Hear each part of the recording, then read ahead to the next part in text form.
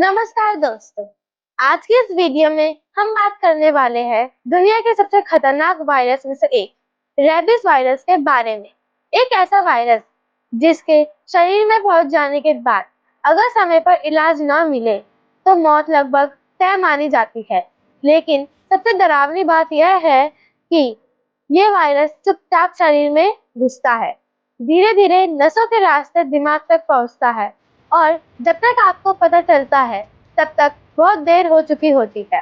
आज हम सिर्फ 5 मिनट में सीजीआई मेडिकल एनिमेशन की तरह समझेंगे कि रेबीज वायरस शरीर में क्या करता है, पानी से डर क्यों लगता है और इसका इलाज क्यों नहीं होता।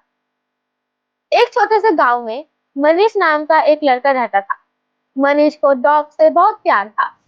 हर दिन की तरह वह अपने घर के बाहर गली के डॉग के साथ खेल रहा था।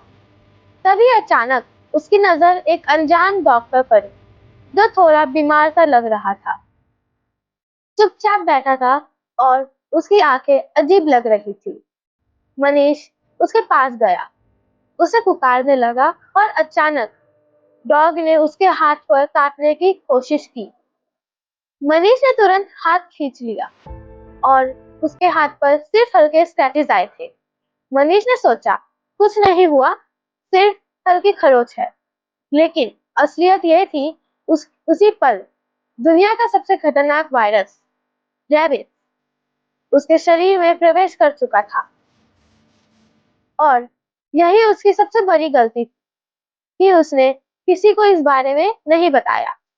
अब ध्यान से समझो, दुनिया के हर कुत्ते में रैबिस नहीं होता, लेकिन जो कुत्ते इन्फेक्टेड होते हैं उन्हें रैबिस डॉग कहा जाता है। और सबसे खतरनाक बात यह है कि रैबिस डॉग हमेशा पागल जैसा नहीं दिखता, वो बिल्कुल नॉर्मल भी दिख सकता है। रैबिस डॉग कुत्ते के सलाइवा में होता है और जैसे ही वो काटता है या डीप स्क्रैच करता है तो वायरस शरीर में घुस जाता है। यहाँ तक कि अगर किसी घाव को कुत्ता चाट भी ले तो भी वायरस अंदर जा सकता है। अब असली डर यहीं से शुरू होता है। जैसे ही वायरस घाव में जाता है, सबसे पहले वो खुद की लाखों कॉपीज बनाता है। फिर वो धीरे धीरे नसों के रास्ते ऊपर की तरफ बढ़ता है।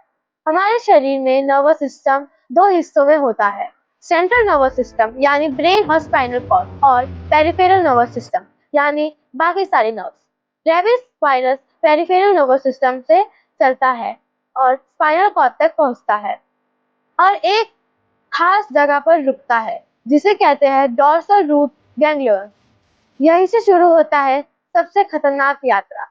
वायरस यहाँ अपनी करोड़ों कॉपीज बनाता है और फिर सीधा ब्रेन की तरफ बढ़ता है। जैसे ही वायरस ब्रेन तक पहुंचता है, वो ब्रेन को कंट्रोल कर लेता है और तब शुरू होता है रेबीज की असली लक्षण। स्टेज 1 इंक्यूबेशन पीरियड, कोई लक्षण नहीं। स्टेज 2 फ्लू जैसे सिम्टम्स, बुखार, थकान, सिर दर्द। स्टेज 3 न्यूरोलॉजिकल फेज, घबराहट, पागलपन जैसा बिहेवियर, पानी से डर, hydrophobia. Stage 4 coma, stage 5 death.